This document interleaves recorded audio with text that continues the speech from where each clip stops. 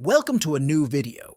Today we're going to discover the discoveries of ancient civilizations that scientists can't explain. Learn about mysterious artifacts and structures that challenge our knowledge of the past. It's time to rewrite our history. In this interesting, informative, and fascinating top-level video, you'll discover what ancient civilizations may have been like before the Great Flood. Let's start with this civilization. Firstly, there is no doubt about its existence. Secondly, it is one of the earliest civilizations on the planet. And finally, it is the Mesopotamian legends that are considered the oldest written sources about the Great Flood. As we were told in school, the Mesopotamian civilization was located in the valley of the Tigris and Euphrates rivers. Now, this is mainly the territory of modern Iraq. The inhabitants of Mesopotamia made discoveries and became pioneers in many areas. They built the first cities, invented the banking system, invented writing, and so on. And their structure became one of the main symbols of the ancient world. I'm talking about all these ziggurats and towers like many other ancient civilizations. Mesopotamia became extinct, but an alternative theory suggests that it was not due to economic reasons and low productivity, but the flood.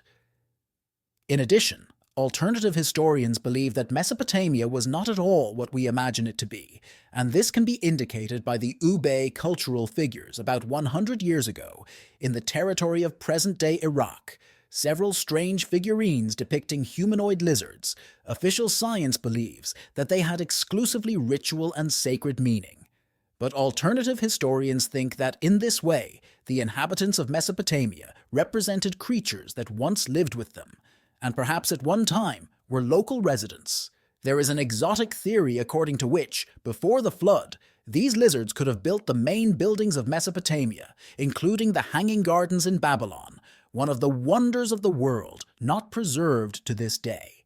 Lizards, such creatures, contributed to the development of the construction of a culture of art and agriculture. That the flood surpassed Mesopotamia can be said by the fact that artifacts were found under layers of sea silt.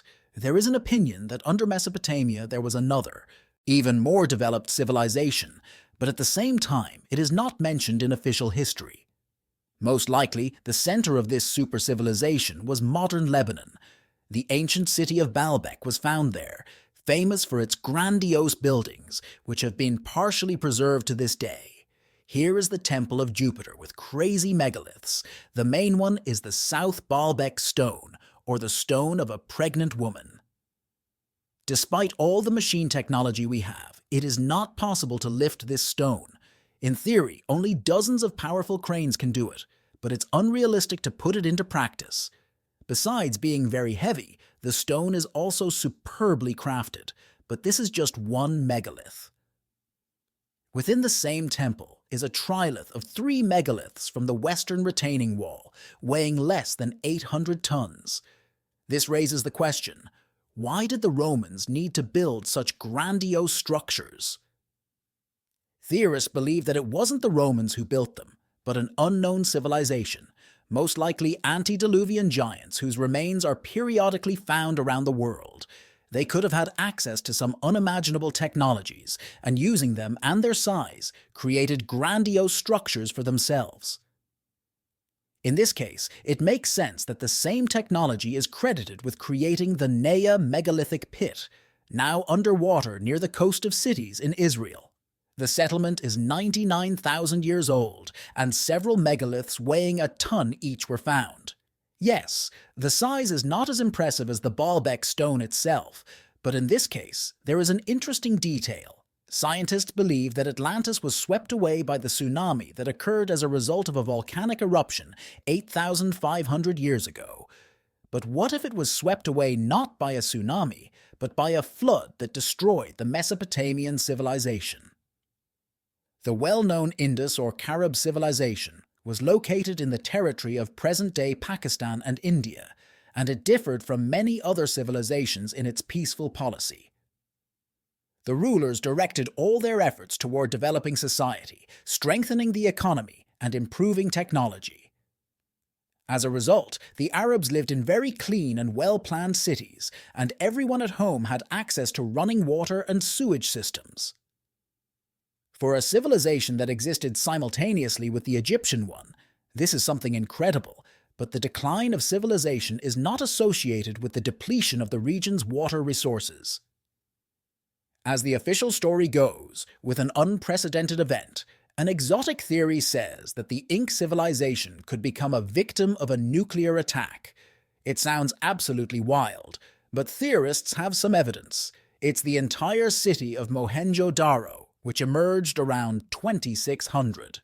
At one time, it was the center of an agricultural district with a commercial craft center. The city was large and essentially ideal, but somehow at that time it was empty, and archaeologists immediately found no traces that the city was gradually abandoned or signs that it was captured by barbarians. Moreover, they found virtually no human remains. Theorists believe this is because Mohenjo-Daro fell victim to a powerful nuclear explosion that destroyed literally everything. When it comes to ancient developed civilizations, this is almost the first thing that comes to mind, and it would be logical to talk about it. We learned about Atlantis from the dialogues of the philosopher Plato. He said that it is an island state located to the west of the Pillars of Hercules. These pillars are the entrance to the Strait of Gibraltar, which divides Africa and Europe. It turns out that Atlantis was located somewhere in the Atlantic Ocean, but where exactly? It is not entirely clear. However, many believe that it was located somewhere near present-day Cuba, Puerto Rico, and the Bahamas, approximately in the area of the Bermuda Triangle. The island is often depicted as round and appears to be divided into many circles between which water flowed. The Atlanteans are believed to have been a powerful and developed civilization that built beautiful structures, pyramids, statues, palaces, and huge roads. Mysterious finds discovered in the Atlantic Ocean are often attributed to Atlantis, although its existence is still considered a myth. They did this with the pyramid found several years ago in the Bermuda Triangle area. They also attributed the Bimini Road to a shallow depth near the Bahamas. The Atlanteans themselves are credited with incredible physical and magical abilities. They could treat any illness and also possessed telepathy and hypnosis.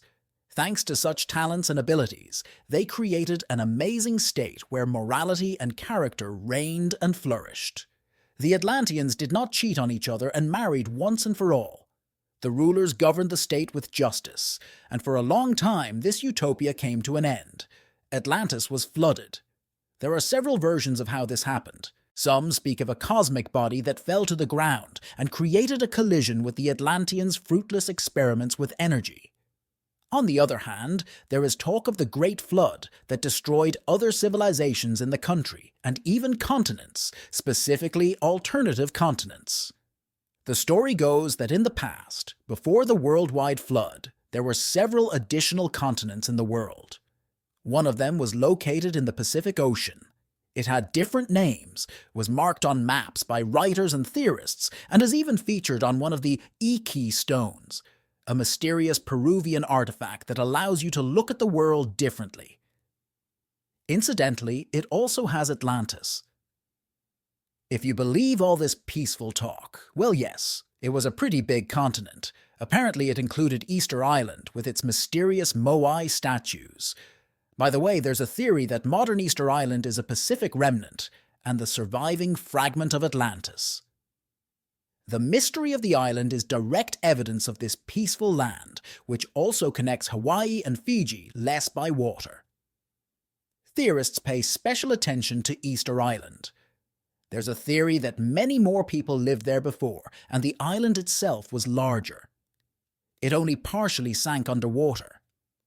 As for the statues, scientists have proven that they could have been made and moved by ancient humans, but according to some theories, this requires a larger number of people than the island can support within its current boundaries.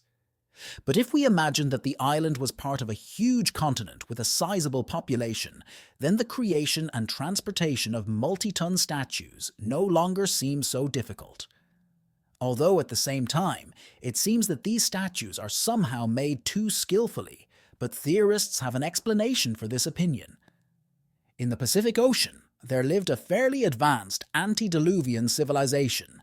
They had the technology to create moai monuments, as well as pyramid structures and roads that were found underwater in Japan. Perhaps they have a connection with other secrets of the Pacific Ocean related to the Pacific, for example, a stone structure in the Nan Madol archipelago. Scientists do not understand why anyone would need to build something so grandiose, especially somewhere out of the way on a distant island in the Pacific Ocean, where there is not even a source of fresh water. But if we assume that Nan Madol was a part of the Pacific, it makes sense. In any case, the Pacific suffered the same fate as Atlantis. It was flooded, and thus the continent disappeared under the waters, remaining on the surface only in the form of individual islands. Perhaps the cause was the Great Flood. But there is another reason, and it is connected with another civilization, the Lemurian civilization. This civilization was located in the Indian Ocean. In general, this continent was initially hypothesized to explain the vast habitat of lemurs in Africa, Madagascar, India, and the islands of the Indian Ocean. At first, it was believed that only lemurs and other animals lived there, but later a hypothesis was put forward that people also lived in Lemuria, and almost a different species of lemurs. Owls are called the direct ancestors of humans, that is, our parents, although they are more like a kind of aliens. They were hermaphrodites, reproduced by laying eggs, had 2 pairs of arms, and on the back of their heads they had an additional third eye. Another theory says that the Lemurians were something similar to the Atlanteans. They were also very tall and strong, and also advanced, which allowed them to create a huge civilization in the middle of the Indian Ocean. Whatever they were, various skills and technologies are attributed to them. And here we come back to the Pacific.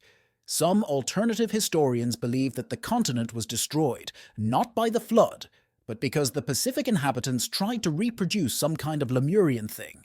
But due to lack of knowledge and skills, it turned out to be a failure, and the Pacific was destroyed along with its inhabitants. The end has come, and for Lemuria, some alternative scientists performed calculations and came to the conclusion that it began to sink underwater more or less at the same time when there was supposedly a flood in the world. This can be traced according to various legends and myths. According to this theory, Lemuria suffered the same fate as the Pacific. Almost the entire continent went underwater, but there are still fragments of it on the surface that still remain. For example, Madagascar is considered part of this land. And it's no wonder. After all, that's where most lemurs are found. But what if all this isn't true? And what if there were no lemurs or inhabitants of these civilizations?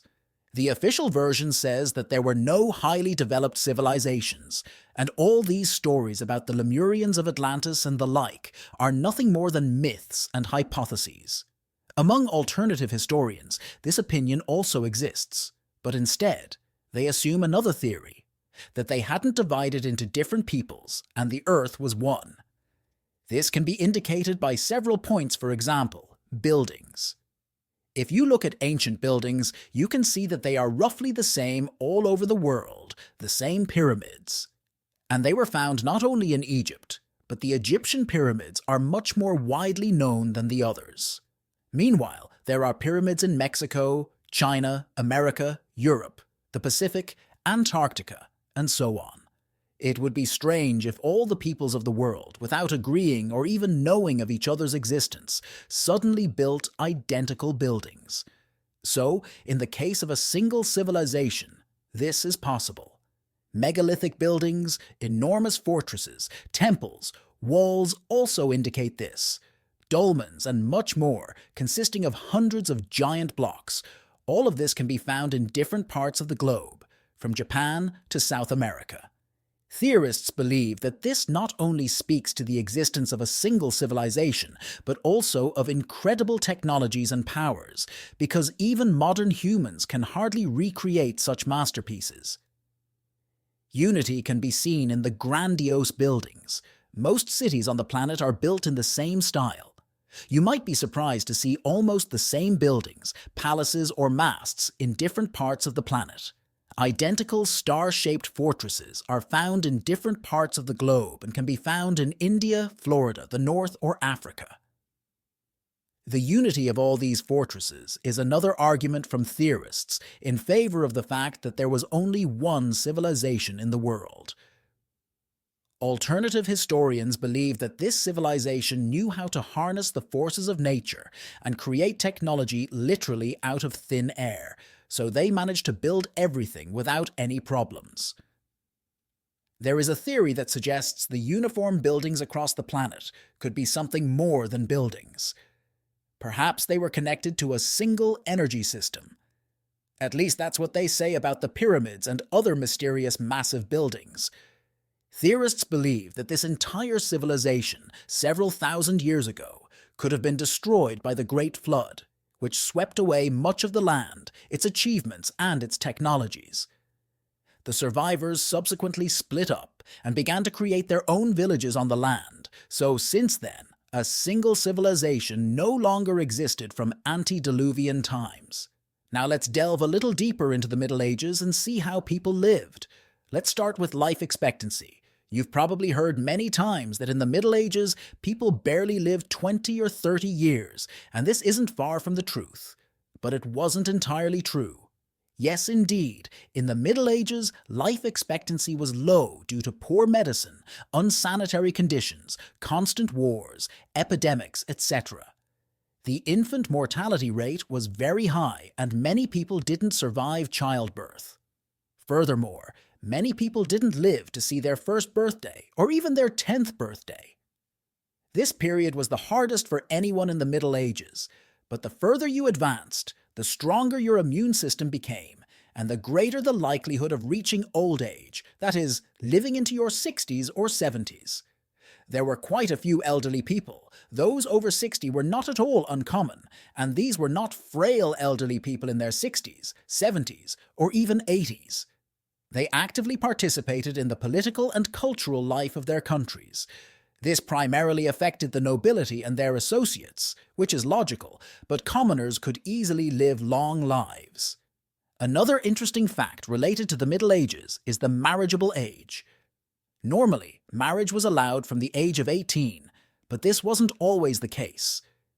As soon as a boy or girl reached puberty, they could marry, so it wasn't uncommon for a 14-year-old boy to marry a 12-year-old girl, nor for noble families to arrange a marriage even before adulthood, when the boy or girl was still a child. But in such cases, the young woman remained with her parents until she reached puberty. Then they exchanged rings and gave their consent to the marriage, all of which was recorded by a priest or sometimes even a monk who pronounced the marriage consent near the church or on its doorstep. However, from the 10th century onwards, the importance of the church's role increased. It is also interesting to note the role of witnesses, who could be present not only at the wedding, but also on the newlyweds' first night. Many consider the Middle Ages to be the most chaste period in history, when sexual relations were almost forbidden, or at least thought to be permitted only for procreative purposes. But modern accounting holds a different opinion. It is believed that sexual relations were a central topic in medieval life. Medieval doctors warned their patients about the terrible diseases that threatened if their sexual activity was too low. According to some reports, a wife could even accuse her husband of failing to fulfill his marital duty, and if proven right, she could keep her ex-husband's property. At the same time, the husband could prove his worth as a man, and then the property remained with him, and his wife would leave him. Scholars believe this was demonstrated right in front of witnesses. Therefore, it is possible to say that the Middle Ages was a time of chastity. On the other hand, as the role of the church matured, the subject of sexual relations became much more prohibited. A more chaste society emerged. Girls were condemned to behave modestly, and married women were even ordered not to show emotions in the pasture.